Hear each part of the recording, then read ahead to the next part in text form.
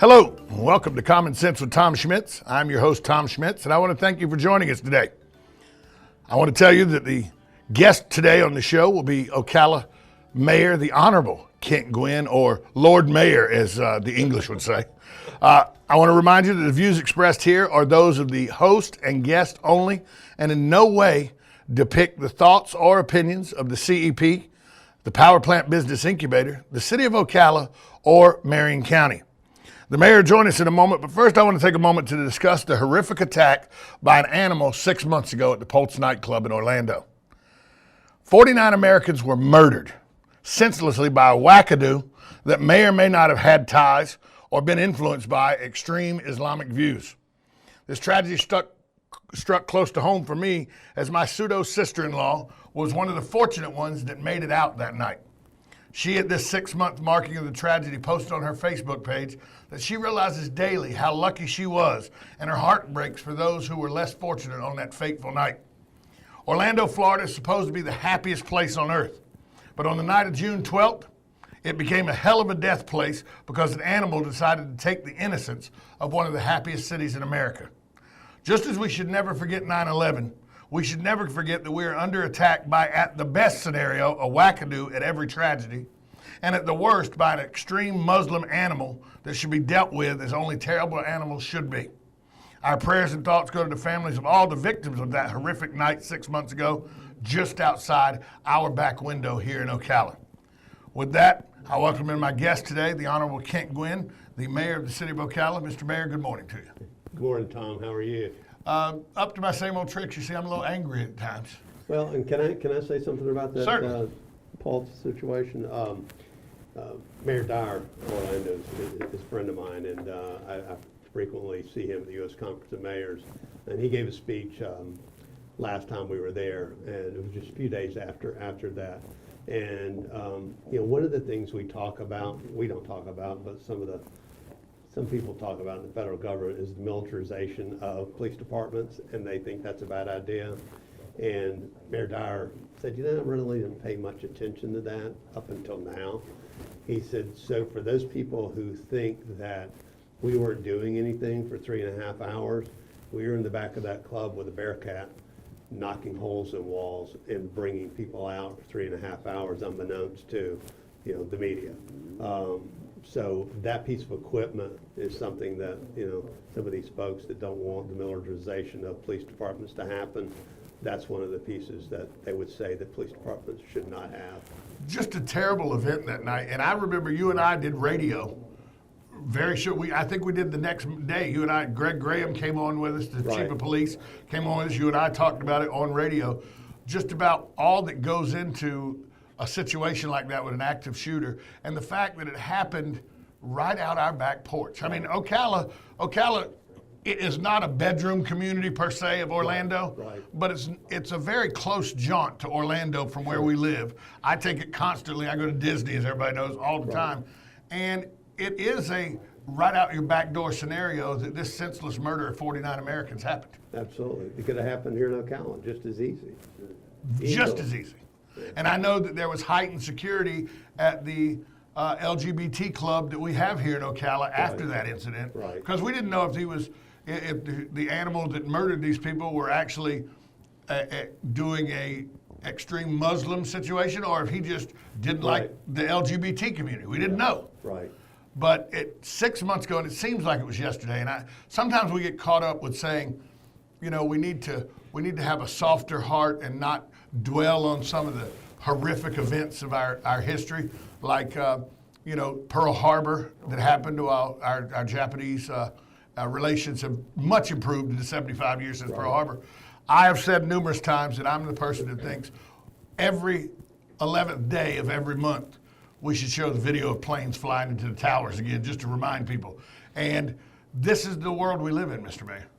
Well, and to remember 9/11, there's a base in Afghanistan that I talked to some soldiers. They said there's a big sign inside there that says today's 9/12. Yeah. Every day's 9/2, right? Every day's 9/12/01. Yeah, to act like the day after 9/11 and to be very very aggressive in doing what you're doing your job that our soldiers do. Now, we are talking about the tragedy that was Pulse Nightclub 6 months ago, and that leads me into my first question with you. You oversee, one of your duties as the mayor is you oversee the Ocala Police Department. Correct. You are the, I guess the city liaison would be, I don't know liaison's the right word, but you oversee, you and the chief talk on a regular basis, and then he deals with the rank and file, or the acting chief right now, as it were. Yes, I mean, well, clear that up. Per the charter, I have charge of and control of the police department. And Greg Graham works directly for me, and everyone else works for him. So, with that being said, is a tragedy like the Pulse nightclub 6 months ago, is it something that every day tragedies like that and scenarios like that are something that is discussed at the Ocala Police Department by the rank and file and the bosses, so that we're always prepared in the event that something like that could take place here in Ocala?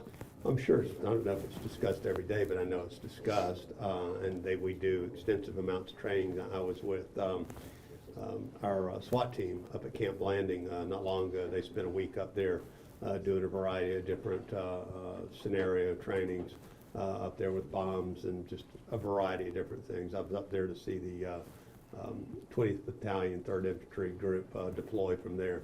They were heading to, which they were here in Ocala, now they're going to be at Cecil Field. There were the National Guard troop over off of 17th Street. The right. Armory. Yeah, so they're heading to North Africa and Afghanistan.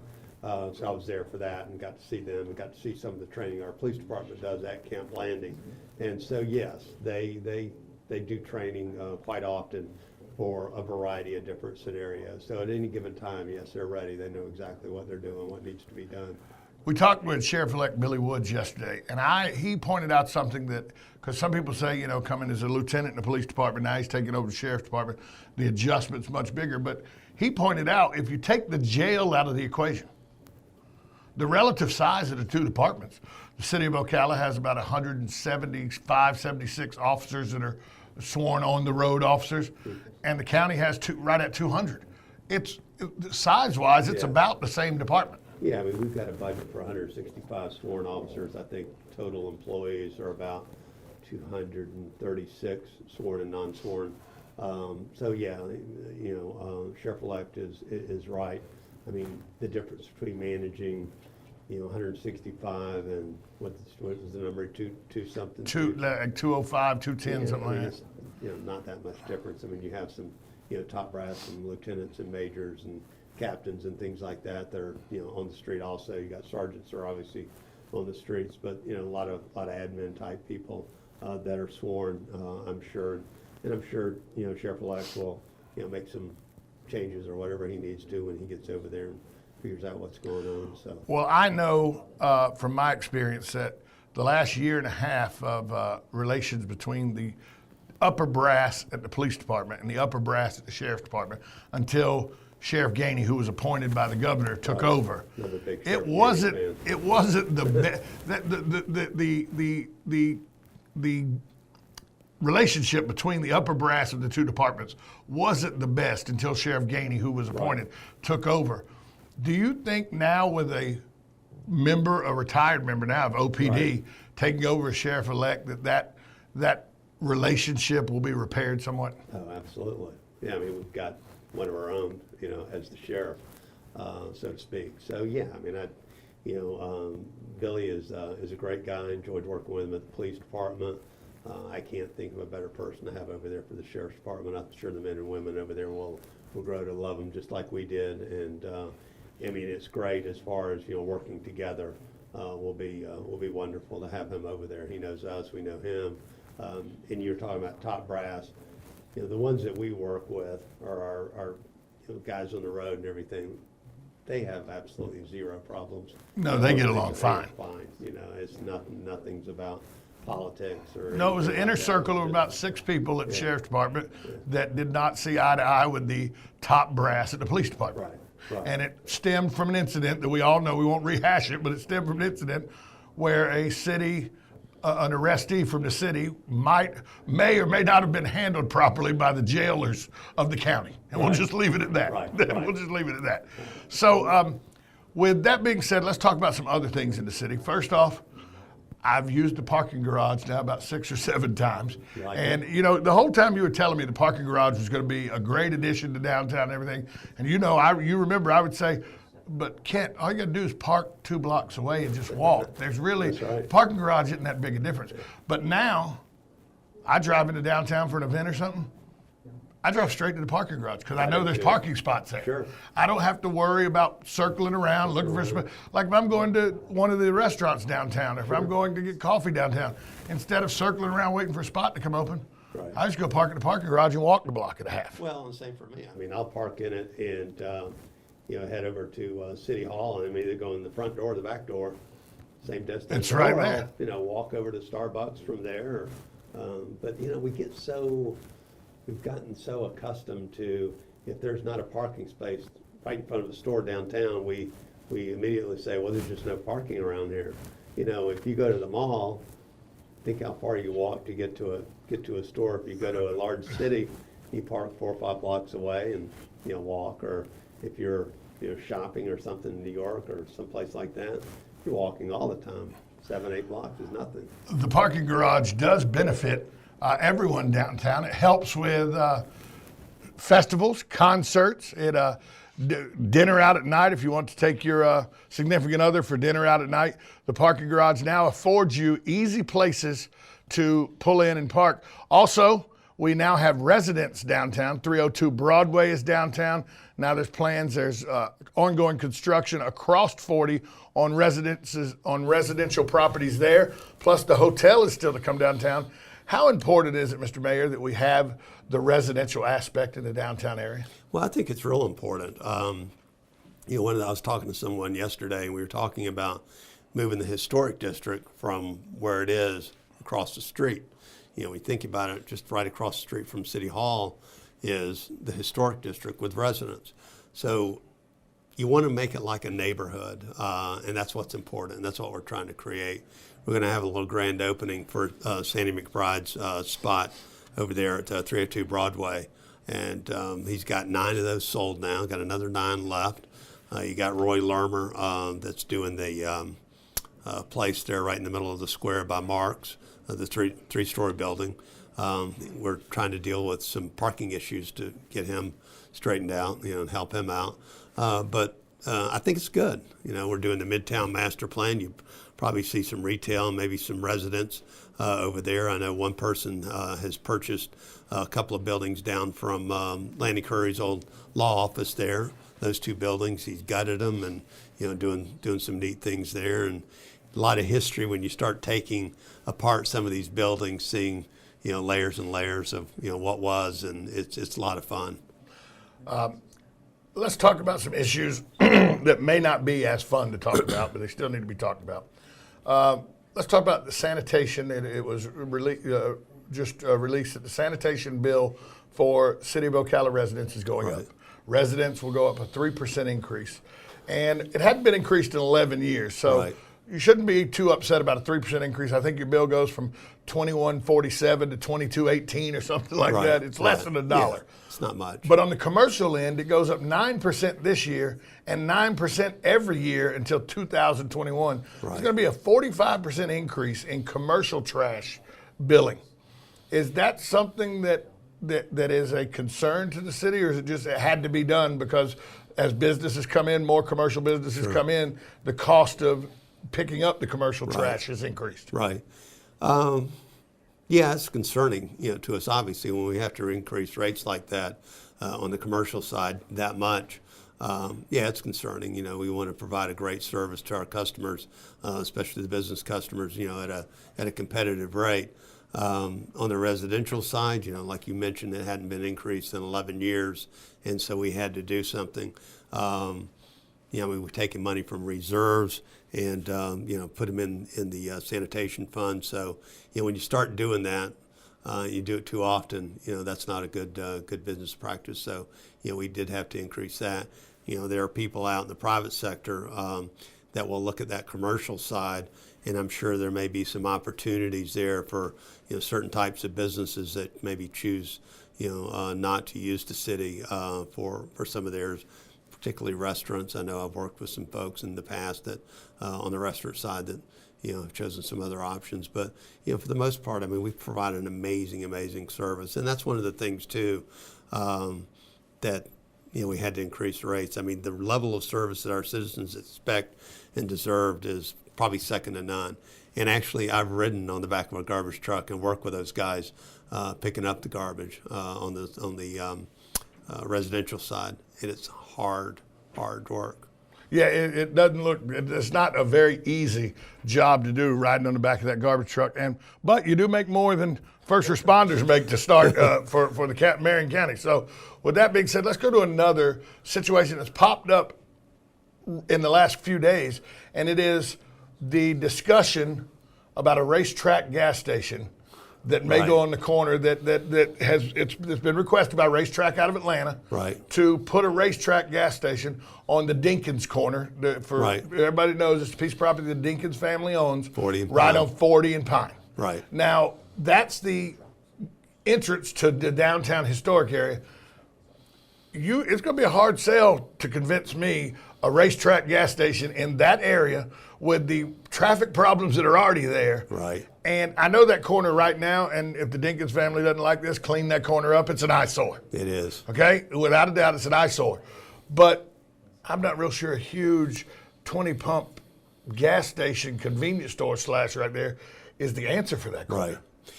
Well, and one of the things, there's a store in Dallas that we're trying to get them to copy that's, as racetracks go, is more of an attractive, racetrack. We had asked them to put a buffer wall, between the Starbucks and that piece of property, which they've kind of refused to do. I don't know where we are on that. It's going in front of the Board of Adjustment, I think, Friday of this week. I would rather not have a racetrack there. I'd rather have something else there. So I don't know what's going to happen then. But yeah, you're right. I mean, as you're eastbound coming into Ocala on 40, that's the first thing you see. It would be a big racetrack, and not only that's the first thing you see, but I don't see any way that the entrance and exits to that place would be conducive to a traffic pattern that's already terrible. Right, and FDOT, God bless them, their theory, and they will tell you, is to move traffic, move their folks that are driving on their roads, they say, through the city of Ocala.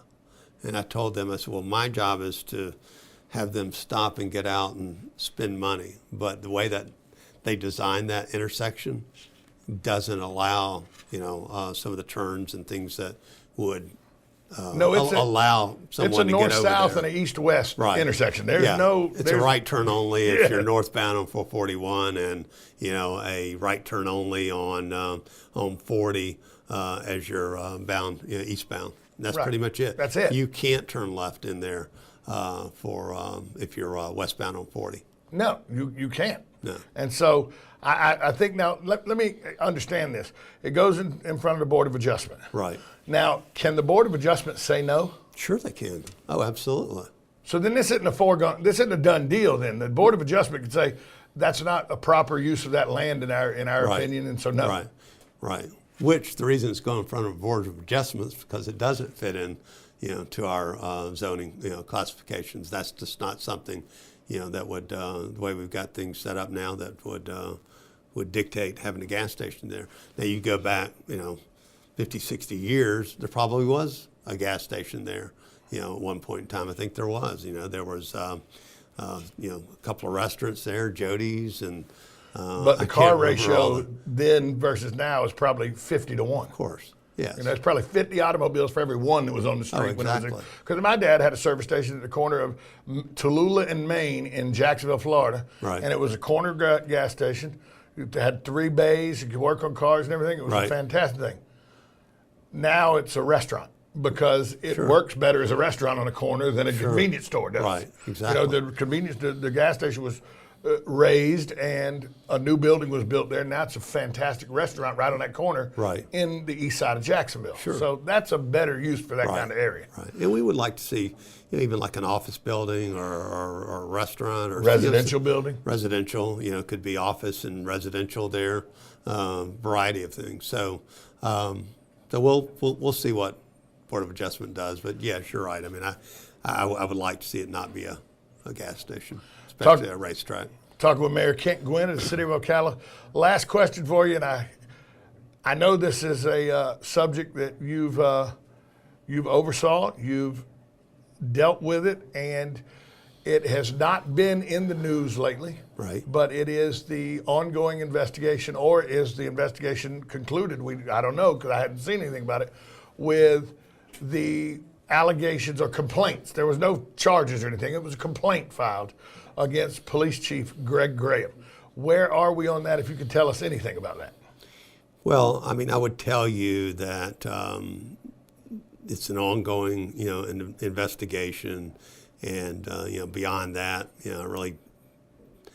really not. I'm not saying anything, but I will just tell you that there's one more person to be interviewed, and at that point in time, it'll be over with, and probably the first of the year, I'll have it in my hands and make a decision and bring it back to council with whatever that decision is, and they can agree with it or not agree with it. And if they want to choose to do something different, they can, and then we just go from there. Mayor Kent Guinn of the city of Ocala, he's taking a time out to talk with us this morning. We really appreciate that. Common sense says, let's build something on that corner at 40 and 441, like an apartment building with some retail space and some business space, or maybe a nice restaurant complex. I don't want to see 20 gas pumps, a sandwich shop inside, and the traffic snarl that will become. That's just the way I see it. Once again, I'd like to thank our guest this morning, the mayor. Mayor, thanks so much for stopping by. Hope you'll do it again. Absolutely. That brings to a close this Common Sense with Tom Schmitz. I'd like to thank the mayor of Ocala, Kent Guinn, for joining us. Also, Brian Morgan, the executive producer, and Ryan, who is the, I still don't know Ryan's title, but he's the guy that makes me look good, and that's hard to do. So for all of the folks behind the scenes and for the mayor of Ocala, Kent Guinn, I'm Tom Schmitz. Have a great morning, everyone.